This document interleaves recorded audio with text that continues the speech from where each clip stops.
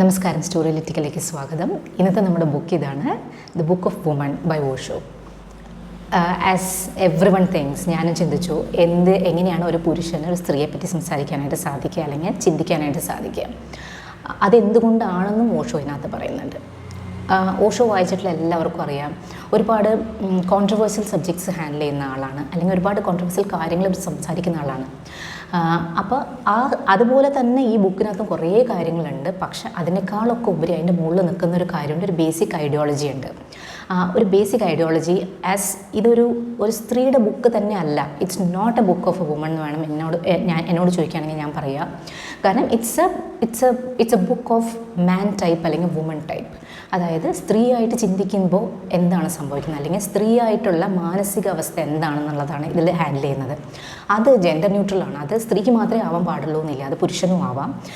അതായത് ഒരു പുരുഷന് പലപ്പോഴും സ്ത്രീകളുടെ ക്യാരക്ടറിസ്റ്റിക്സ് എന്ന് പറയുമ്പോൾ അതൊരു പക്ഷേ നമ്മൾ കാണുന്ന ഫിസിക്കൽ ക്യാരക്ടറിസ്റ്റിക്സ് അല്ല ഉദ്ദേശിക്കുന്നത്. ഒരു കമ്പാഷനേറ്റ് ആവുക, ഒരു എന്താ പറയുക, ഫസ്റ്റ് ഇമോഷണലി ചിന്തിക്കുന്ന രീതികൾ, ഇതെല്ലാം വരുമ്പോഴാണ് പലപ്പോഴും പുരുഷന്മാരും നമ്മൾ കണ്ടിട്ടുണ്ട്, അങ്ങനത്തെ പുരുഷന്മാരെ നമ്മൾ കണ്ടിട്ടുണ്ട്.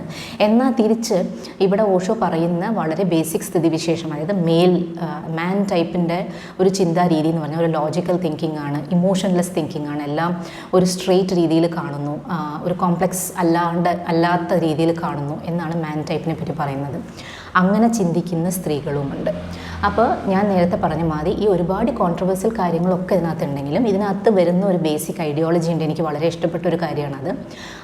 അത് കൂടാതെ ഒരു 2 കാര്യങ്ങളെക്കുറിച്ച് മാത്രമാണ് നമ്മളിപ്പോൾ സംസാരിക്കാൻ പോകുന്നത്.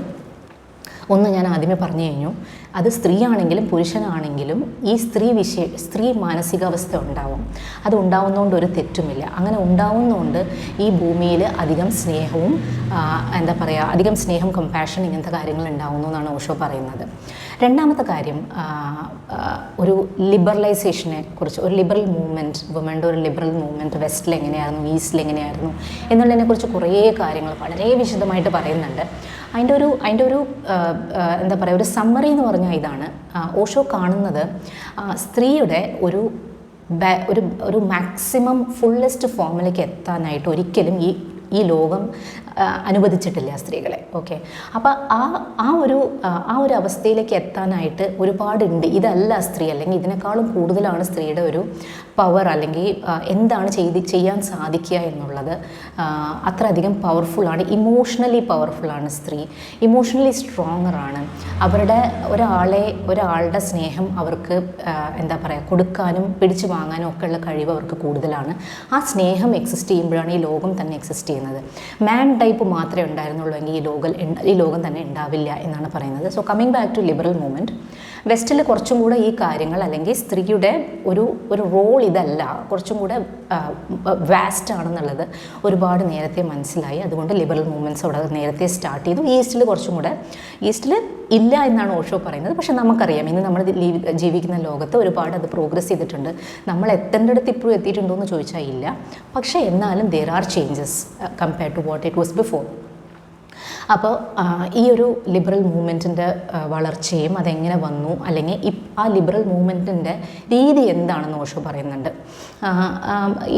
അതായത് എനിക്കതിനകത്ത് സത്യം ഉണ്ടെന്ന് തോന്നിയെന്ന് പറഞ്ഞാൽ, നമ്മൾ പുരുഷന്മാർ ചെയ്യുന്ന എന്താണോ അത് നമ്മൾ ചെയ്യുന്നു, സ്ത്രീകളും ചെയ്യുന്നു എന്നുള്ളത് ഒരു റിയാക്റ്റീവ് ഫോമാണ്. ഞാൻ ഈക്വൽ ആവാൻ ശ്രമിക്കുകയാണ് ഒരു സ്ത്രീയായിട്ട്. പക്ഷെ അതല്ല വേണ്ടത്. കാരണം സ്ത്രീ യുണീക്കാണ്, പുരുഷനും യുണീക്കാണ്. അപ്പോൾ അവരുടെ യുണീക്ക്നെസ്സാണ് അവരുടെ സ്ട്രെങ്ത്ത്. ആ സ്ട്രെങ്ത്താണ് നമ്മൾ പ്ലേ ചെയ്യേണ്ടത്. അപ്പോൾ ഈ ഒരു കാര്യം കോട്ട് ചെയ്തപ്പോൾ, ഫോർ എക്സാമ്പിൾ, ഇമോഷണൽ ബീയിങ് ആണ് സ്ത്രീ. ഈ കാര്യം കോട്ട് ചെയ്തപ്പോൾ എനിക്ക് ഓർമ്മ വന്ന ഒരു സംഭവം ഉണ്ടായിരുന്നു. അതായത് ഞാൻ ഒരു കോർപ്പറേറ്റ് ലൈഫിൽ കുറച്ചധികം ലീഡേഴ്സിനെ കണ്ടിട്ടുണ്ട്, വുമൺ ലീഡേഴ്സിനെയും കണ്ടിട്ടുണ്ട്. വെൻ ഐ സ്പെസിഫിക്കലി റിമെമ്പർ ഒരാൾ പൊളൈറ്റ് എന്ന് പറഞ്ഞാൽ പൊളൈറ്റ് ടു ദ കോർ, ഒരു അഗ്രഷൻ ഇല്ല, വളരെ സോഫ്റ്റായിട്ട് സംസാരിക്കുക. പക്ഷേ ഷീ വാസ് എന്താ പറയുക, ഈ പല അവസരങ്ങളിലും ചാടിക്കയറി സംസാരിക്കുക, അങ്ങനത്തെ ഒന്നുമില്ല. വളരെ അവർക്ക് പ്രോപ്പറായിട്ട് എന്തെങ്കിലും ഒരു കാര്യം പറയാനുണ്ടെങ്കിൽ മാത്രമേ അവർ പറയുള്ളൂ. Otherwise she remains silent. But she has this charisma that no one else had. She was a leader.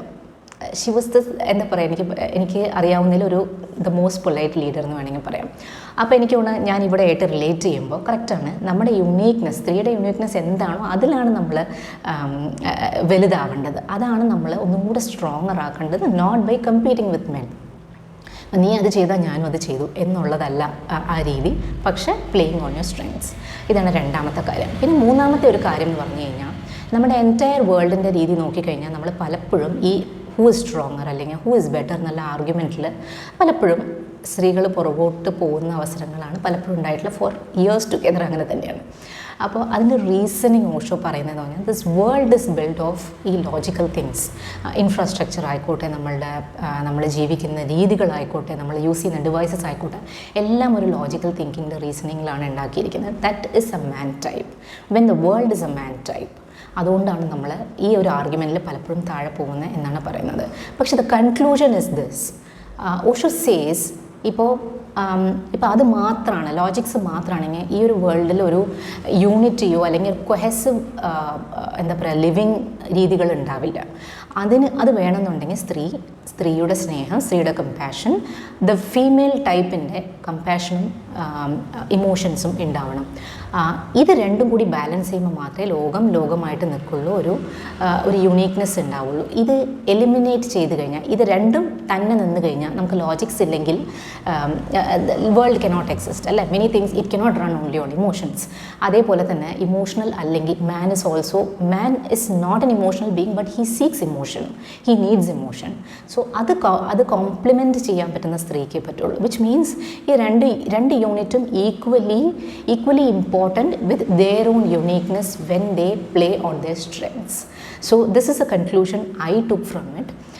നിങ്ങൾക്ക് കുറേ അധികം ഈ കാര്യങ്ങളിൽ ശരിയാന്ന് തോന്നുന്നുണ്ടാവും, തെറ്റാന്ന് തോന്നുന്നുണ്ടാവും, അല്ലെങ്കിൽ ഓഷോയിൽ വേറെ കുറേ കാര്യങ്ങളുണ്ട്, ഞാനൊരു പക്ഷേ അതിലേക്ക് എത്തിയിട്ടില്ല, മനസ്സിലാക്കിയിട്ടില്ല എന്നൊക്കെ തോന്നലുണ്ടാവും.